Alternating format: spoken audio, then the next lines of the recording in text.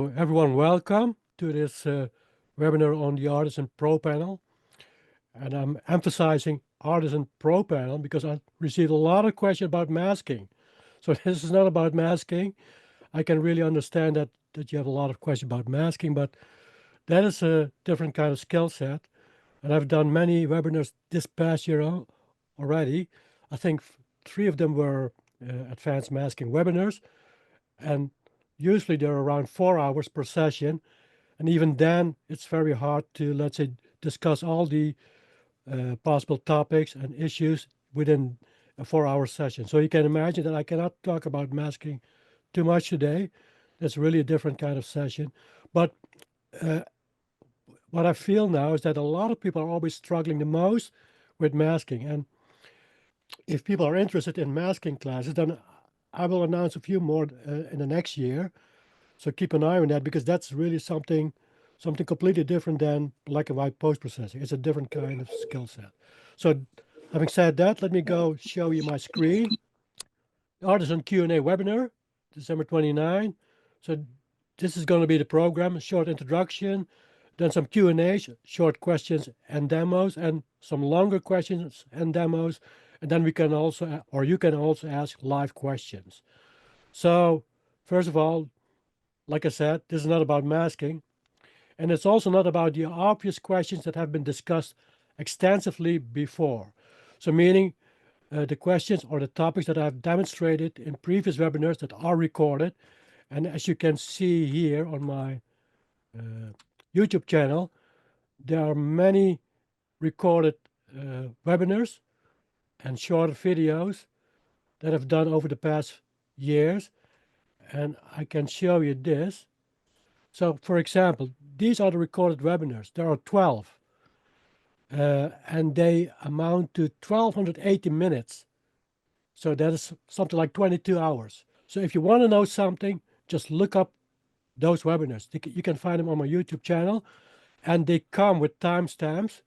So for example, if I click on, let's say, this one, I think I split this up in several sections.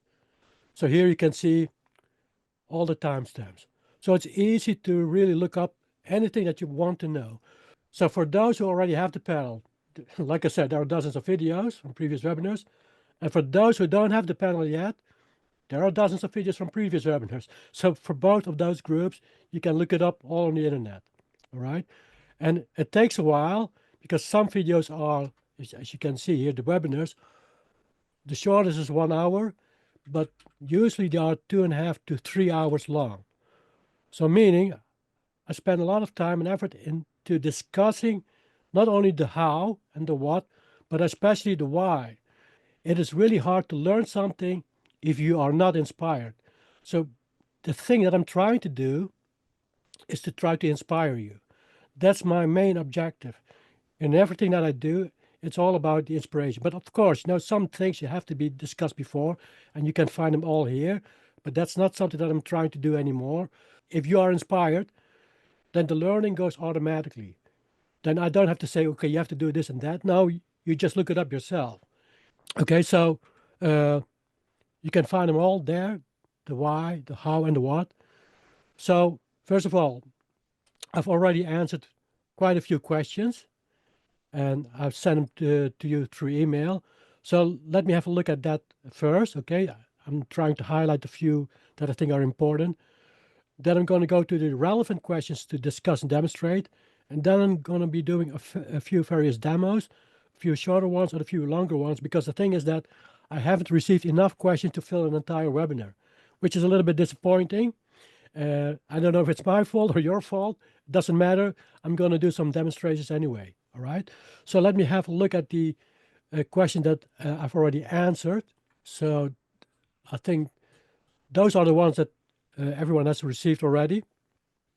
So here, okay, this is something that I'm going to be discussing today, but actually, the best thing is to just look at my YouTube tutorials, just look at the timestamps, and you will see that there's no such thing as a best workflow. It really depends on what you're trying to do, even though it's when you're specifically talking about seascapes. or long exposure photography. It doesn't matter because it really depends on the kind of photograph that you're talking about. You have long exposure seascapes, you have landscapes, you have architecture. So there's already a difference there, and they require a different kind of approach. But furthermore, what's even more important, it also depends very much on what you want to do with a photo. So I cannot say this is the best workflow. If someone is telling you that, okay, this is the best workflow in general, it's just nonsense. It really depends on your specific personal vision what the best workflow is. Never forget about that. So if you want to know what, in your case, for a seascape with long exposure, the best workflow is, then try to find some of my YouTube videos that are dealing about the long exposure seascapes. But still, then it's really hard to come up with something very generic and say, okay, this is the best workflow. But I'm going to try today to do a few shorter demonstrations with seascapes, and then you will see how much it depends on your personal vision what the best workflow is. So this is another question. What are the advantages of Artisan Pro compared to black and white and luminosity mask panels? And what are the disadvantages? Well, the thing is that this is not a luminosity mask panel. So you cannot compare my panel with any other luminosity mask panel like Lumentia or the TK panel. They're fantastic panels and they are fantastic for what they can do. But they're luminosity mask panels, while mine is specifically not a luminosity mask panel. It's a black and white workflow post-processing panel. So you cannot compare those panels together. When people think about panels, the first panels that were around, that were developed by, I think, by Tony Kuiper, were luminosity mask panels. So I can understand that most people associate a plugin or a panel for Photoshop with a luminosity mask panel.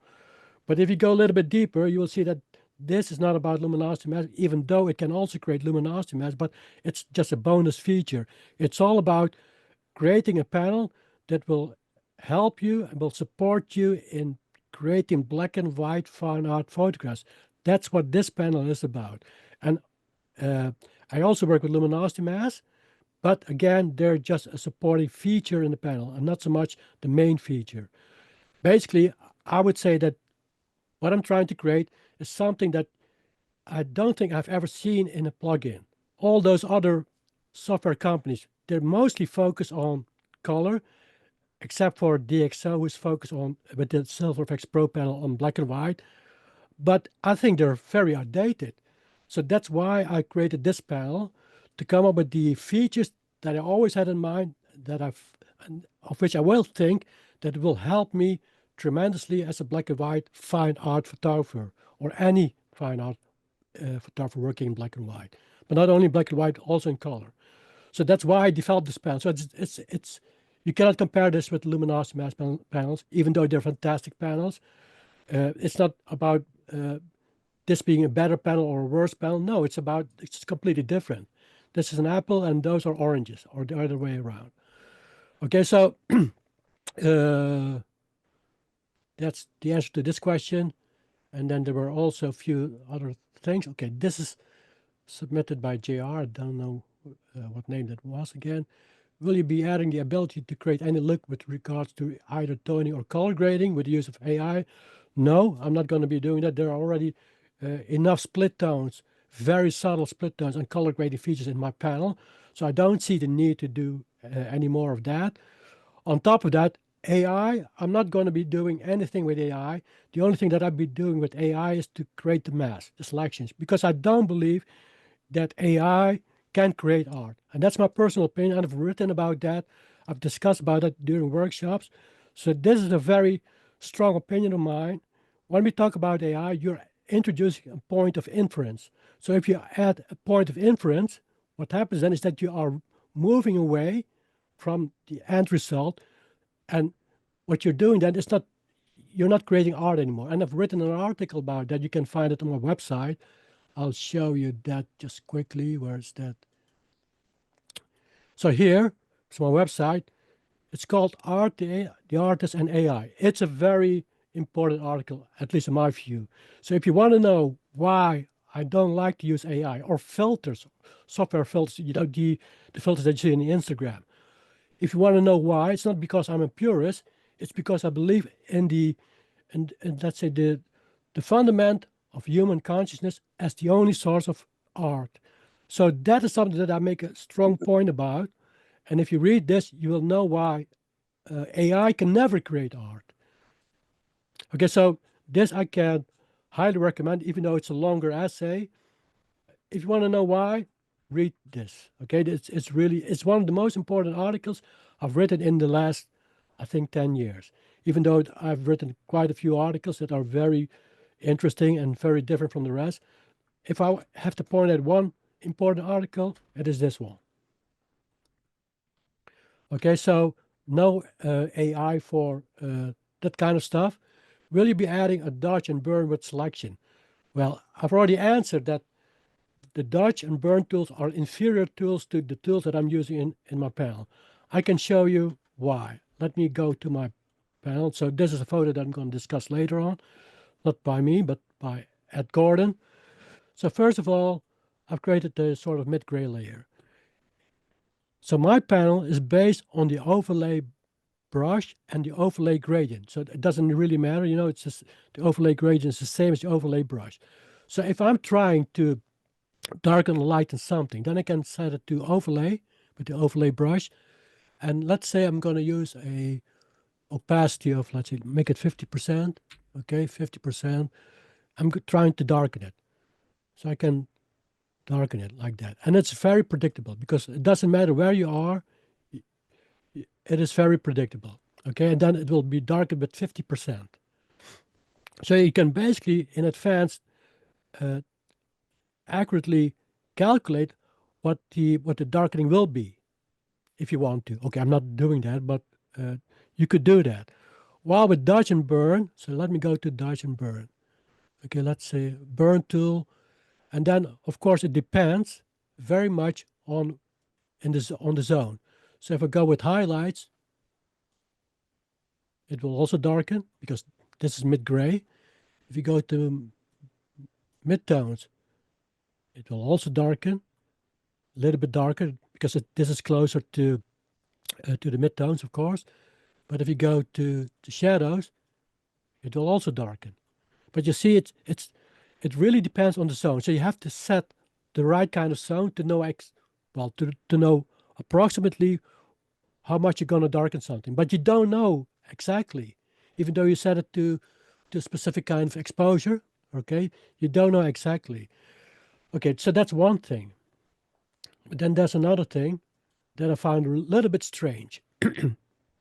So, for example, if I make this completely black. Okay, so the overlay brush,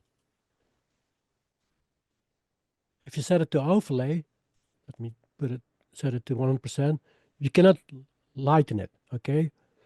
Because the overlay doesn't work on pure white or pure black. You see that? If I do that with the dodge, so let me set it to 100%. So this is a shadow area. You see, it's also protected. Pure black is protected, right? If I set it to midtones, it's protected. If I set it to highlights, obviously it should be protected. Okay, now let's go the other way around. So this very much mimics the overlay brush, all right? But a little bit more in an unpredictable kind of way. So this makes sense that it will protect black if you try to lighten it with the dodge. But let me make it white now. So now I'm going to go to my brush there, set it to overlay, try to darken it. It will not happen because it's pure white, right? If I go to the burn tool and set it to highlights, which is the right kind of zone, and I'm trying to, okay, I have to go to the burn tool, okay. I have to darken it with the burn tool, set it to shadows. It won't work. But if I set it to highlights, you see, it's not protected. So it doesn't make any sense. There's something in there that doesn't make sense. So the black is protected if you use the dodge, but the pure white is not protected if you use the burn. So where is the logic in here? So for me, the dodge and burn are inferior tools because they're very unpredictable. It depends on the zone or the range that you've set it up with, you know. And then on top of that, black will be protected if you try to dodge it, but pure white will not be protected, which is quite strange. It doesn't make sense. So that's one of the reasons that I've never used the dodge and burn tool. The overlay brush or the overlay gradient is so much more transparent. You set it to a specific kind of range, and that's it. It will always be done darkened or lighted in a very proportional and a logical kind of way, not in an unpredictable way like with the dodge and burn tool. So I never use the dodge and burn tool. That's this one. So Nate Kaplan, what processing of the images do you do in the raw file before you open the image in Photoshop?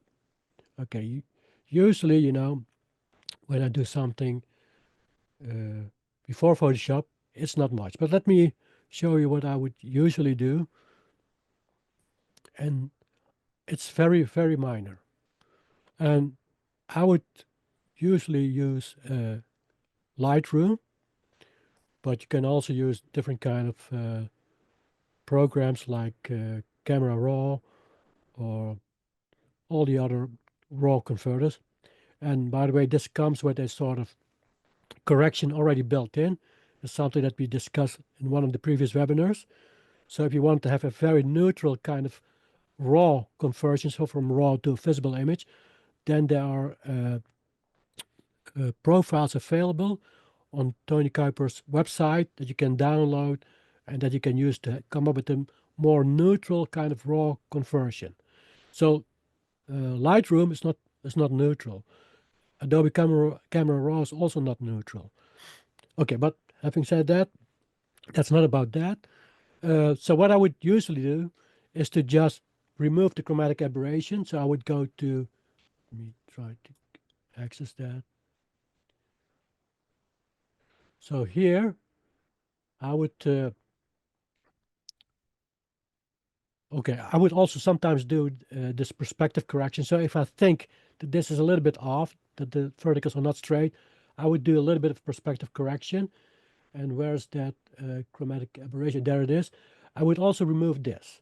So this potential perspective correction, but not always, and then only a crop. So even if you might think that the sky is a little bit light here, I would not do an exposure correction. Just a crop. So maybe a different kind of crop. Maybe I would crop off a little bit from the sky there. The chromatic aberration and the what was it again? And the perspective correction. Never anything else. So I don't do any exposure correction. I certainly don't do any contrast correction. Okay, that is a no-go for me. But just those three small things, and that's it.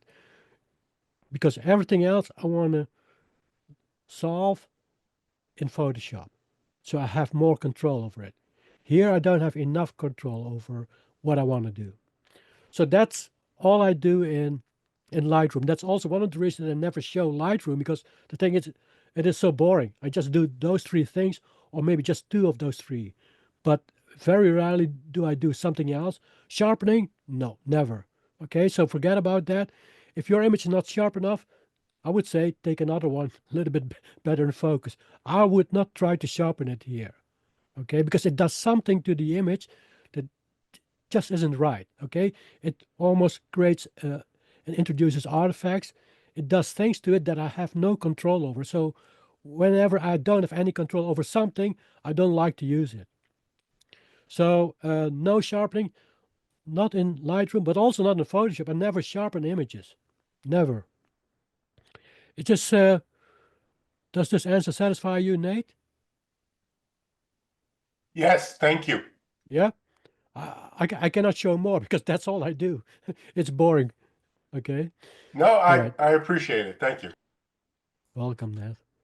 Or Nate, sorry about that. All right. Is it possible to add the reselect button for selection on the panel?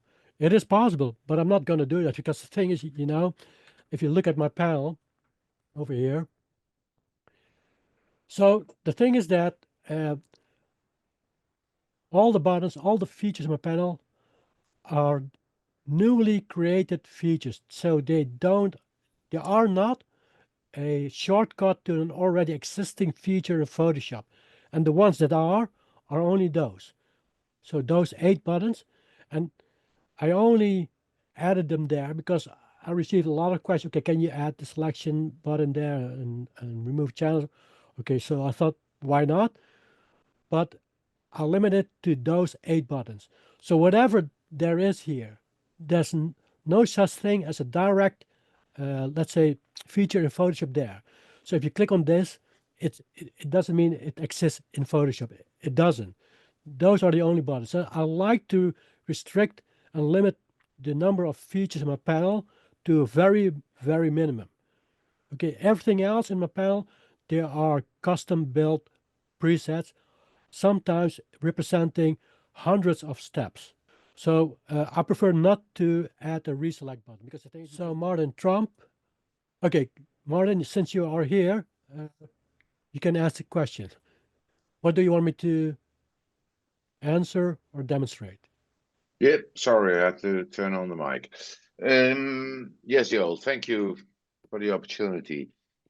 I'm using the panel for quite a long time. The only, and I'm still learning, but the, by the way, can you hear me?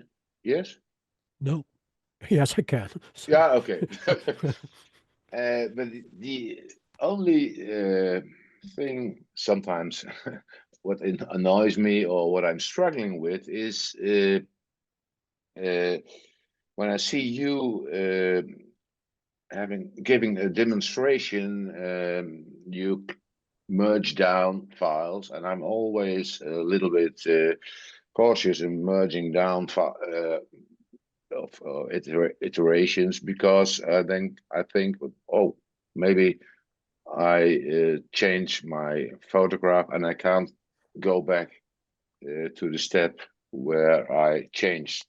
So what is the best way? Because you start with a neutral version, then you go, you make the picture lighter or darker, whatever you like, and always a new layer, and then start over again. And what, especially when creating depth and the restore feature. Okay, so basically, this is also something that I've discussed before. And by the way, there's also an article on my website where I talked about that. And I can understand that people think this is a strange kind of way, because usually we in the Photoshop age have been raised with the idea of the non-destructive workflow, Yeah. which is a misnomer. Because the thing is, there's no such thing as a destructive or non-destructive workflow. Well, some are obviously very destructive, and some are, let's say, obviously also non-destructive. But to let's say to qualify all the other workflows that are not the let's say the recommended workflow by Photoshop, to call all those other workflows destructive, that goes a little bit too far for me. And I've tried to explain it in one of the articles that look at here, non-destructive and destructive editing in Photoshop. So what I'm basically saying is that what other people call destructive workflows, I would say that is BS. Okay, because it really depends on the situation. And I can tell you that in my case, it is certainly not a destructive workflow, and I can show you that. So here, for example, what I do, these are all iterations that I saved. You see, this is a specific file, and then after a group of iterations that are very important, let's say one plane, let's say the sky. I do a lot of iterations there. I group them together to, let's say, one major iteration, and then I would save it as black and white number one. And then we do the same for another group of iterations, etc., etc. And then can end up with something like 49 different kind of files. Okay, once you're done, you can get rid of all those files there. You just keep the original color file, and you keep, of course, the last black and white version, but you can get rid of that. But this is how I work in my workflow, because I never use the adjustment layers, because that's the so-called non-destructive workflow endorsed by Photoshop. But the thing is, if you do all those adjustments that I do in my workflow, sometimes amounting up to hundreds of adjustments. So imagine having all those adjustment layers. I mean, you cannot work with that, because No. after you've reached 20 adjustment layers, Photoshop is going to dramatically decrease its performance. You're going to struggle with that, even with the latest computers. So let alone in my case, with hundreds of adjustments, I cannot work with adjustment layers, and I just don't like working with them. So that's why I developed this workflow, and my panel is based on this workflow with different kind of iterations. You save that, you go, and then you flatten the layers, and then you go to the next iteration, call it black and white 2, and then black and white 3, etc. So I always flatten it and then go to the next file, or to the next group of iterations with the new file. So this way, I can do, in this case, I can tell you, in total, there were something like close to 1,000 adjustments. So you cannot do that in an adjustment layer. You can't, okay? No. So I hope this answers your question, Martin. So these, so you switch between your panel and finder to when you're, for instance, ready with the sky, and to close those iterations. Yeah, so once I'm done with the group of major iteration with my panel, I Yeah. merge them down, okay? Yes. And then I save it. I call it black and white 1, for example. And then Yeah, do yeah. it again for a group of iterations. So not just one iteration. It's not No. that I'm going to save it as a new iteration after just a few small ones. No, I usually group them together in terms of a specific area, specific plane, a specific detail, and that's it. Okay. Yep, Yes, that answers my question. Thank you very much. you're welcome. Okay, let me go to the next question then. So Joel, maybe just a question to go along with that. When you're flattening it down and saving it, are you also getting rid of all your channel mask and so forth? Oh, The no, temp no, selections? that's a very good question. So I always leave, for example, here. So the color one so it's the original color file, and it also contains the selections. But usually I would have a color version, and then I would have the one with the same name called selections, and I will save all the selections separately in that file. So in case I would need, let's say, 100 selections, which is quite a lot, and it happened before, then you cannot save them in one file, because then you have to split it up. So you have to, let's say, have a file like this, and then file number 1 with selections number 1, file number 2 with selections number 2, the group of selections, etc. So this way, I'll leave the selections separate. There's also an original color file with nothing in it, and there's also another color file with maybe the just luminosity mask only. So I always separate them. So that's a good question, yeah. So, but they're never, well, almost never in my black and white iteration. So they're never in here, or very rarely. Is it? Does it answer Yeah. your? Yeah, thank you. All right. Okay, Paul Evans, you indicated that your mic isn't working, but okay, so this is a masking question, and I said that I wouldn't do any masking topics, but since this is something that I can demonstrate quite easily, I will show it to you. So just to get an idea how I would approach that. So Paul Evans sent me this file, and he indicated that he had problems with the edge of this building, right? So I'm not going to completely mask this photo, but usually I would go into the panel, I would say, create sky mask.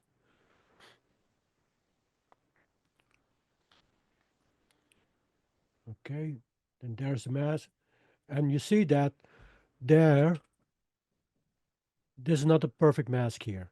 And the reason for that is that all important and the best masking techniques are contrast based. So they're not color based. They're not based on the panel, obviously, you know. But let's say the one in Photoshop that is using AI is using combination of AI and a contrast based masking techniques.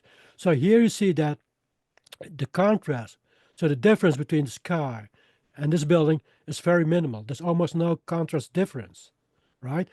There's also no color difference, but there certainly is just a little bit of contrast difference.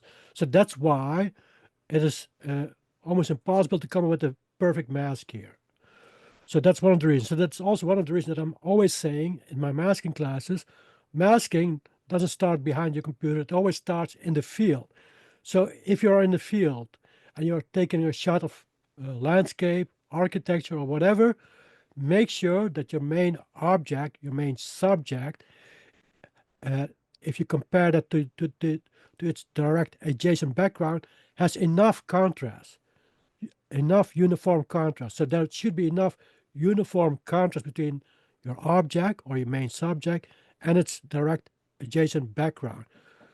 Because if you have that, if you do that, if you keep that in mind in the field, it's so much easier to come up with a mask.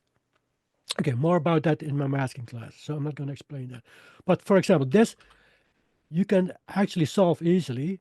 You can go in there with the pen tool. In this case, that would be quite doable because you know it's a straightforward kind of curve. It's not too complicated. This would be impossible if this were a tree with all the intricate branches and leaves and stuff like that. You cannot do that with a pen tool. So, but how? But here you can do it with a pen tool. But I can show you another technique. So what I would usually do is to duplicate this channel. I make an inversion of that. So now I have the inverted version of this mask. Okay, so then I'm gonna load this. I'm gonna load this mask, the inverted version. I'm gonna stand in here. So now it's protected by this mask, right? Now I can make this darker while it's protected by this mask that I loaded in here. So if I want to make this darker, I have to go to my brush, set it to black, of course, and I add a second protection called overlay. So overlay will protect the pure blacks and the pure white. So it will not affect this, okay? But there's already the first protection with the selection of the inversion, right? So now I can go over it like so, okay? Usually with 2 or 3 passes, okay? And then we do it again. So I'm not releasing the mouse now, okay? So now I've already done this. So it's already a little bit better than it was before, right? So without a lot of effort. So now I can get rid of this because now this is outdated. I can take this again, duplicate the channel again, invert it. Okay, now I have a new inverted version, and you see there, it's still not good, but already a little bit better. So I'm gonna load this again, gonna go in here, and then make this black again. Set to overlay, 100%. Okay, now I need to set it to normal because this is pure white, so it's not going to be affected because overlay will not affect pure white. So I'm going to go over it very briefly, like so. Maybe once again. All right. Get rid of this again. Usually I would do this 3 times, and then if it doesn't work, then you have to find another solution with luminosity mask. But that's something that I'm not explaining here, but I can show you how quickly you can do this. So I'm going to do this again, load it, go in here, now set it to overlay. Now you see that it's already getting darker. All right, but the thing is that if I compare it with the first one, you see, this is the starting point, and I already have this. This I can still fix, but then maybe I have to use a pen tool for that because there's not enough contrast in here. And you can see that here. Here the contrast is the lowest. But this is basically one of the masking techniques that I'm using. And I can also do this, by the way. So once you're in here, and I want to, let's say, make the sky lighter, then I can load this. Load the sky, the mask and mask, and then I can make this lighter, for example. But I don't have to do that here because this is still good. The sky is still good. This is the only thing I need to solve. and I can do that. I can finish it up with the pen tool. Okay, but I'm not going to demonstrate that today. But this is the way to do that. So basically, contrast-based techniques using this technique. So the inverted mask, you load it as protection. You use the overlay brush. You do that a few times. If that doesn't work, then you can go check the luminosity mask, which I'm not going to demonstrate, but I can show you what you have to do then. So you have to go in here and then find the luminosity mask with enough detail there, contrast. So let's say this. You see that here? I can make this darker, for example. I'm just going to show you just quickly. Let me see here. I could make this a little bit darker. Let me go in here, normal. Okay, just quickly. I'm not going to do this completely, but then I would go in here. I'm going to load this. I'm going to load this one. So now I've loaded this one. Okay, go here. Sorry, I'll go here. And then what you have to do is set it to white, set it to brush, set it to normal first, and then you see, you can do that a few times. This is also a way to do it. And this is all contrast based. Okay, but enough about masking because that's a part of a different kind of workshop. So Paul, I hope that I've explained or answered your question just a little bit better. If not, let me know. Joe, maybe just a corollary question to that. When you're in field taking that picture, would you attempt to somehow create more contrast by either underexposing or overexposing the sky? Yeah, if it's a really very tricky and difficult situation, then I would try to do that. So then I would try it with at least 2 exposures, right? So you can come with the normal exposure and maybe an underexposed exposure. Okay, so that's something that I would sometimes do, yeah, but not always. Does it answer your question? Yeah, no, thank you. Yeah. But again, this is something for a different kind of session. Okay, let me have a look here. Okay, Saleh Alku, what is the Artisan Pro panel version? That is, okay, there it is. It's 1.2.1. Okay, but there will be a new version in January. So, and it will be a free upgrade. So what we're going to add to that is something, okay, I can show you what we're going to add to that. Let me close this file for now. All right. So what we're going to introduce is the following. Let me go here. So we are building it in right now, but it's basically a digital 16 zone system and the 11 zone system by Ansel Adams. So I'm going to create that. Let me go quickly create that. All right. So this is the Ansel Adams zone system, and then I'm going to create the digital 16 zone system. So this is the one that I've developed, okay, based on the 16 zones. So what happens then if you are, let's say, working on an image like this, and you can do something like that, you can see real time what's happening. So you see that whatever you do, you'll see it immediately. You can see that with my 16 zone system, or you can use the more traditional Ansel Adams zone system as well. And you can see that. So this will be built in. So it's easier to visualize where the zones are. And if you go with this one, for example, with the 16 zone system, I prefer this one a little bit more because this is based on the modern digital grayscale, so with 256 values. And if you try to divide up the 256 values into 11 zones by Ansel Adams, I mean, then sometimes you have 24 values per zone, sometimes 23. It's not always very, it's always different, you know. But here, with the digital zone system, you can have 16 zones each with 16 luminance values. So 16 times 16 is 256 values. So that makes a little bit more sense to me. But here you can see that if you go too bright, then you see this becoming white, meaning it's overexposed. And oh, hold on a minute, I'm doing something wrong there. I have to get rid of that. And if you are darkening too much, then you see the black zone appearing, meaning the shadows are too dark there. But this is something that's coming up, and we have version number 1.2.1, and it will be added to Artisan Pro X. It will be also added to Artisan Max, which is a subscription panel, a combination of Artisan Pro and QuickMask Pro. So I'm not going to discuss QuickMask Pro here, but we're also releasing a new panel version in January. So that's going to be, let's say, a slimmed down version of Artisan Max.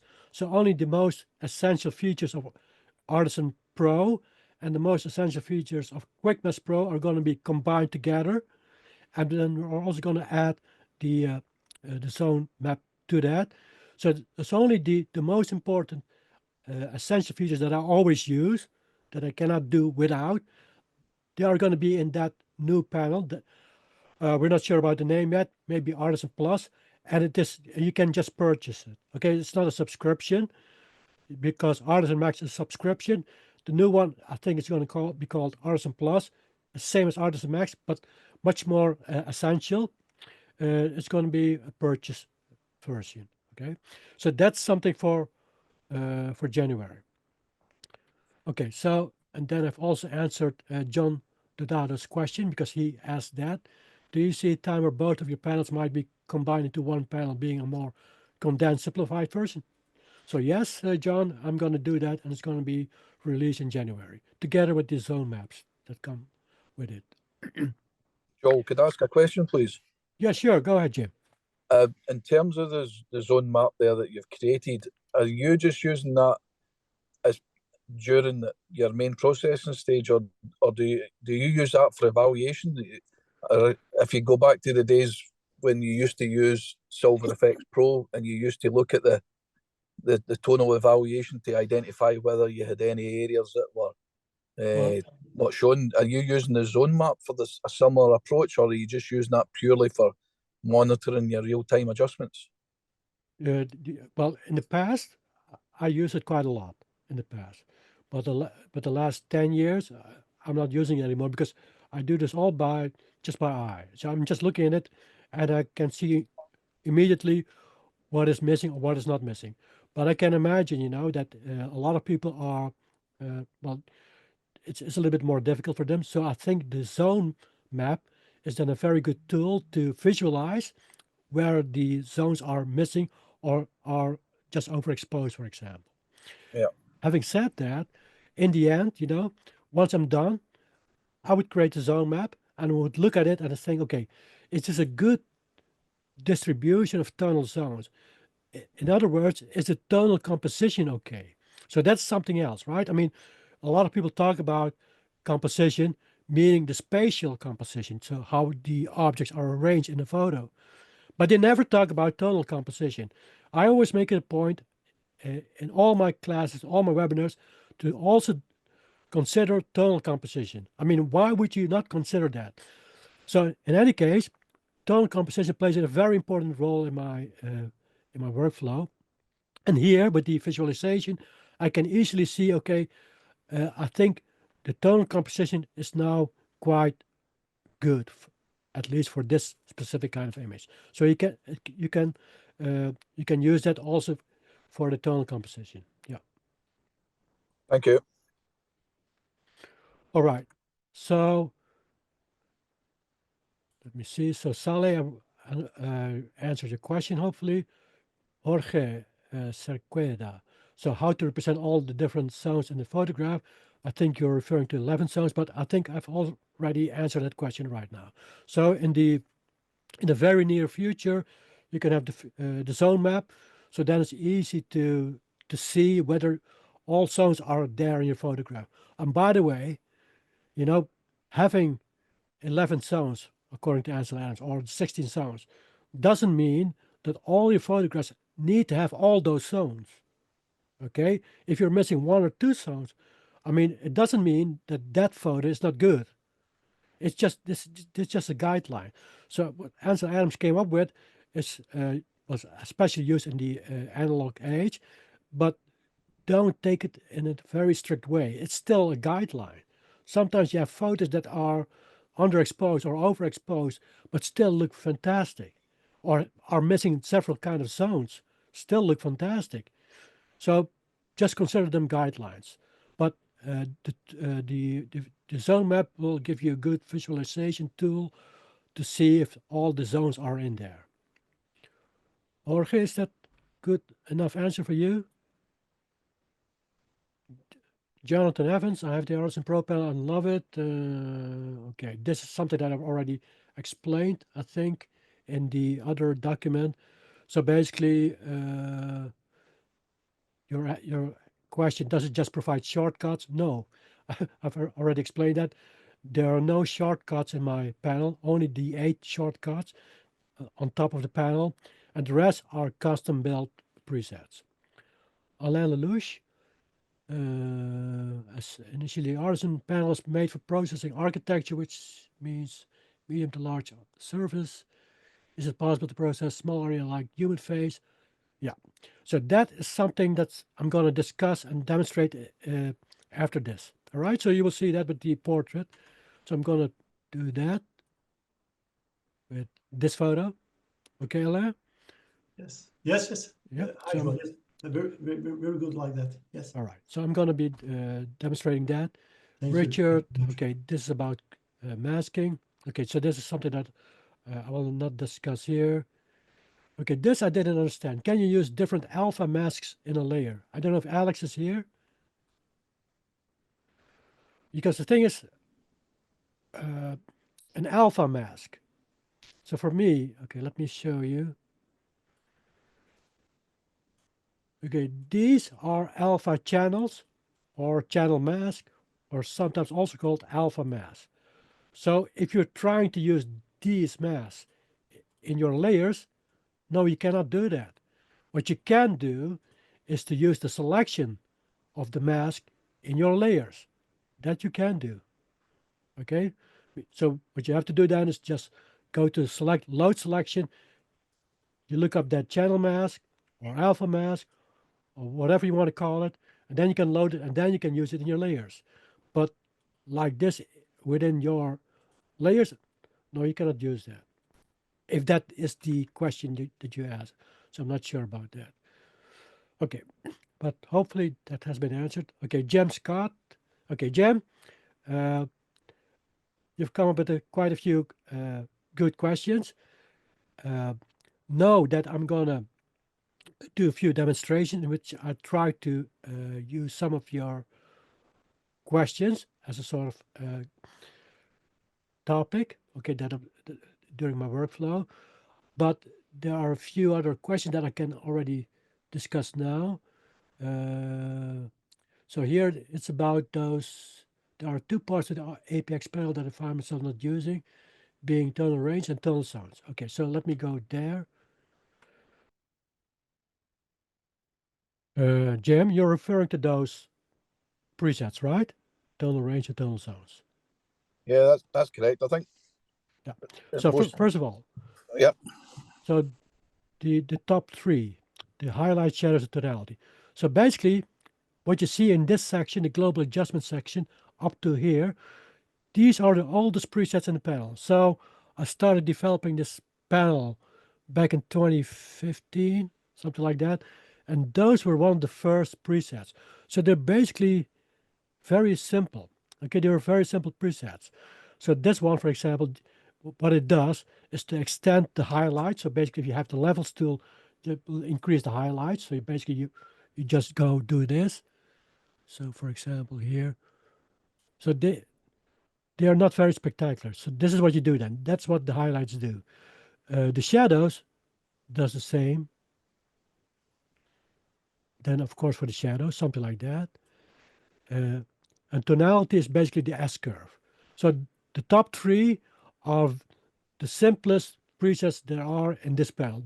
Really very, very simple. Okay, this is a little bit more complicated. So what it does, so for example, midtones, what it does is the following. If I click on this,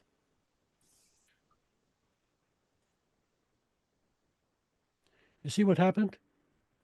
It only affects the midtones in a very specific range. So what I mean, so if you try to do that manually, then you will have to do this. Adjustment curves. Okay, what I did there is the following. Basically, I only wanted to affect, let's say, this range. So what I do then is to add an anchor point there without changing the curve. Another one right there. So without changing the curve. And if you try to do this, for example, you try to lighten it, what happens then is this also moves. You see that? So you cannot do that. So what you have to do then, if you only want to affect this area, is to add more anchor points. The more the better, without changing the curve. So there.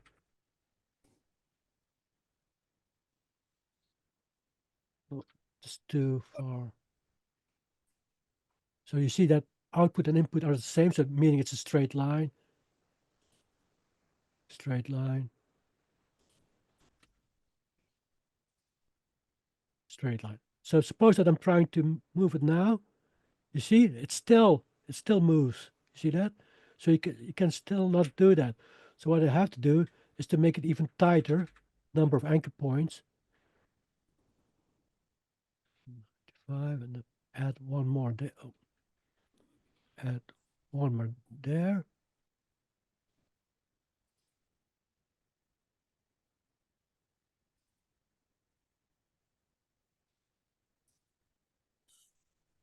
And then see if it still moves. Now it doesn't move. You see that? So that's basically what you get if you click on those buttons. So it will only target a very specific area, like I've done here. So only the midtones there and the midtones there are affected. And so they're actually very handy, you know. Sometimes I would use them, especially if I like to just affect a specific kind of range and I don't want to affect any other range. So if you didn't use this before, Jim, I think it pays off to sometimes play with those presets. And especially the midtones, I can tell you they are very, very useful. This is something that you can easily do. Highlights is also very good, shadows also, but the midtones are my favorites. So I hope I answered your question a little bit, Jim. Yeah, I was just curious, as I was just wondering whether the fact that more of the work now is integration between hard mass and luminosity mass, and you have your wide band and your narrow band, and I was just wondering whether those methods were now perhaps superseding the use of the tonal zones, or whether, as No. you've just demonstrated, there's still a use for them. So basically what you see here, like I said, they preceded the newer panel. So these are the oldest presets.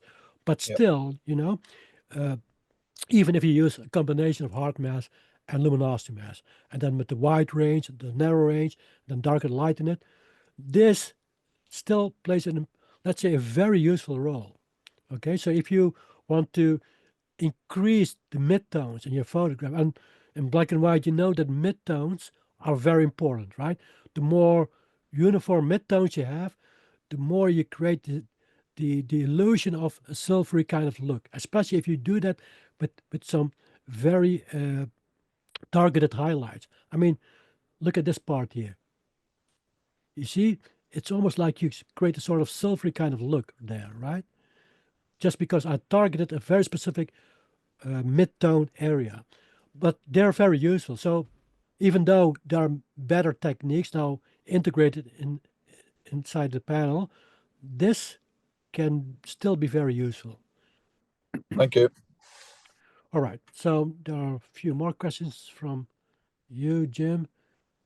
Yeah, well, I think you touched upon it earlier. You mentioned the word color, and obviously the panel's been developed principally for your black and white work. But I know previously you produced and released a tutorial on fine art color work, and I was just wondering where would the panel fit in if you were doing color work? Would you have a different workflow, for a better word, compared to your black and white workflow if you were Okay. going to do some color work?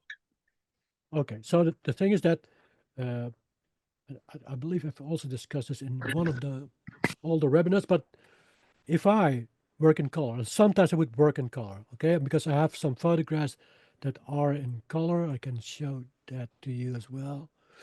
So if you go to my website, you go, okay, there are a few colors. You see that over here, a few from London, New York, and back. So, but you see also that the things that I'm doing in color in photography are very subtle, right? It's not super saturated. It's always in a very subtle kind of way. And I would always process them through a black and white workflow. And why would I do that? The thing is that you can only see depth and contrast accurately when you work in black and white. So if you try to see contrast and depth accurately while working on a color photo, it's very hard to see, if not impossible to see. I've also written an article about that on my website. You can look it up. But the thing is, even if I want to have a color photo, I work in black and white, and then I would go back to color at the end. Okay, but when I do that, I always make sure that if I want to end up with a color photograph, and I work in black and white first, to not push the contrast too much as I would do when I would when I would like to have a black and white result. Because if you are working in black and white, you can just push the contrast as much as you like, okay? But if you want to convert back to color and you are pushing the contrast too much, you end up with very strange kind of colors. So you have to be careful with that. Okay, because if you look at this, so I've already done a sort of a black and white version there. If I want to end up with color, let me go. Then I have the black and white version on top of the color layer. Set the blending mode to luminosity. Sorry, to luminosity. And you see now that they have different kind of colors, right? If you compare them with the original color file. So now, since I didn't push the contrast too much, I didn't create those funky looking kind of colors. But if you push it too much, then you can end up with very strange kind of colors. But this is the way that I would work in color. So basically, I just work in black and white, like so. Okay, once I'm done, I set it to luminosity, merge it down, and have the color version of the photo. But now, with the right kind of contrast, with the right kind of depth perception. So this is how I always work in color. And the reason for that is that you can see contrast and depth more accurately, more easily than when you work in color. So Okay, thank you. yeah, I hope this is a good enough answer. Okay, so you also considered the sky recovery. Okay, so let me do that for the break, including the portrait and the landscape. Yeah, go ahead.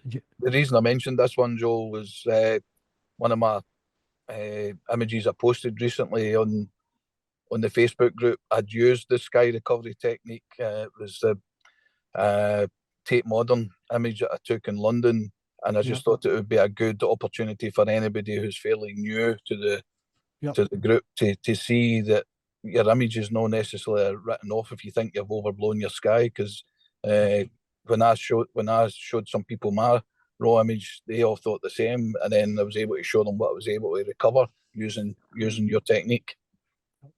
Exactly, and very good point. And okay, let me show you with this.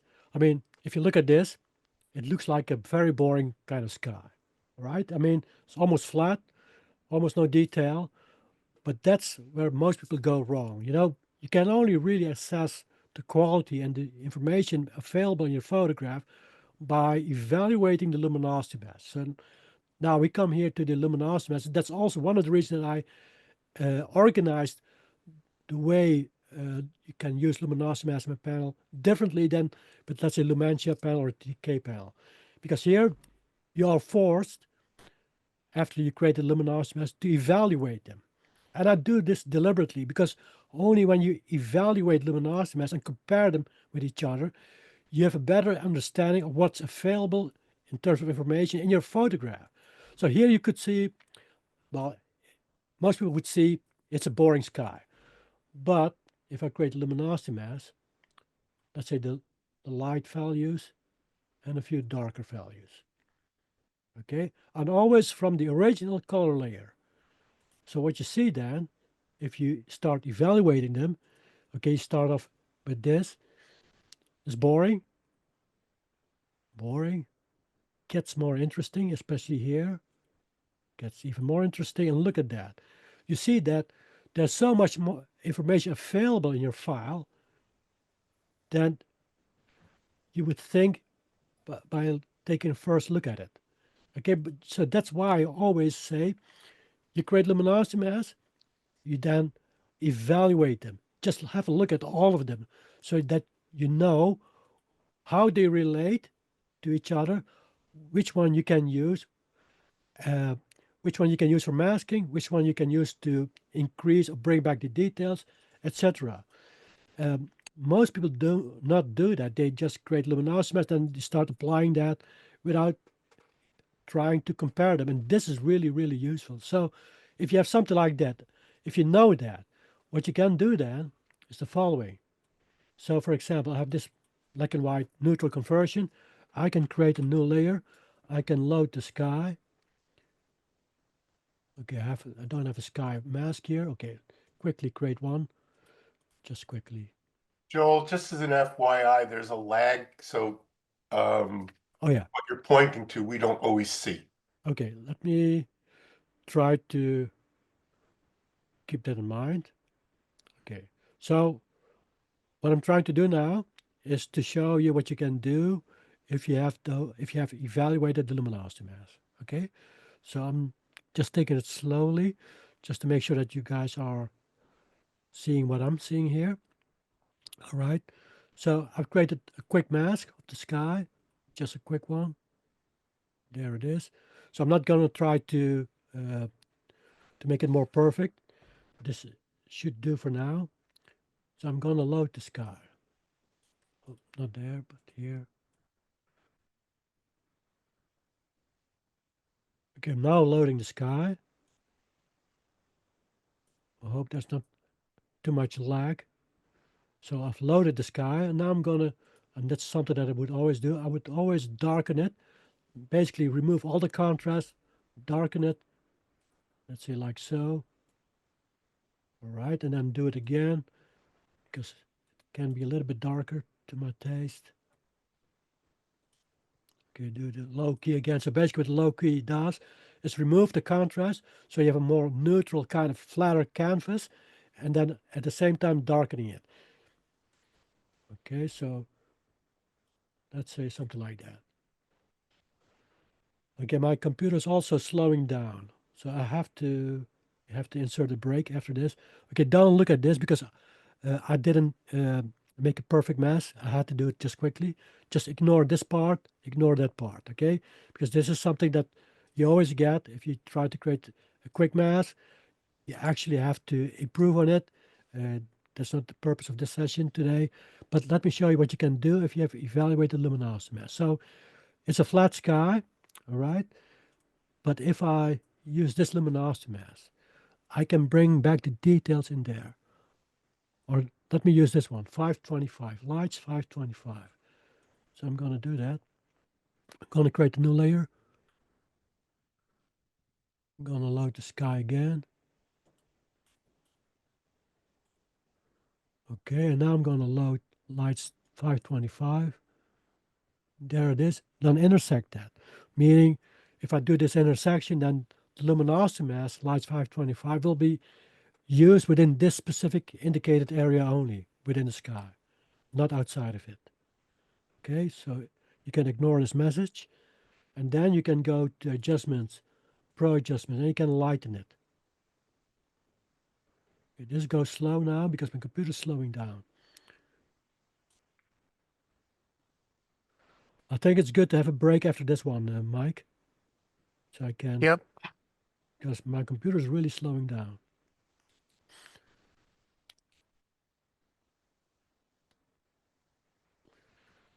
See that? This should go much faster.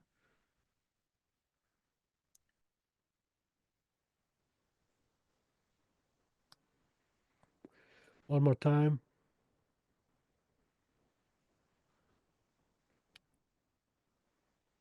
Okay, so you see here, now I have all that detail there. You see that? So you went from this flat sky to something like that without replacing skies. Okay, just using the available information and then try to use it to my advantage.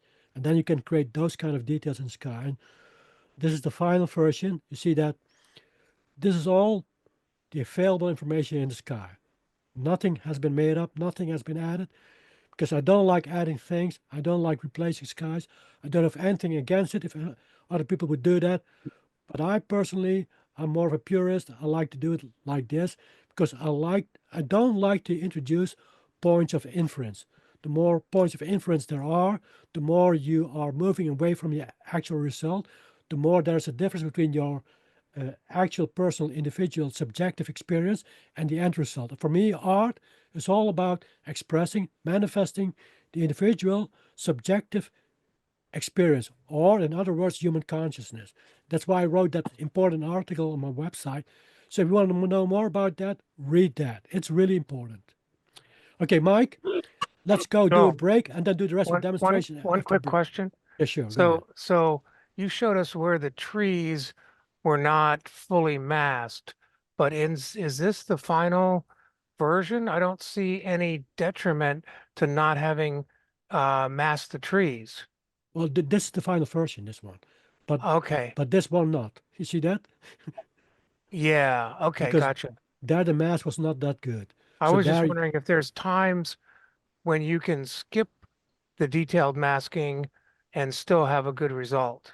well, it depends a little bit. Sometimes you don't have to do the detailed masking, especially if you're not pushing the contrast that much.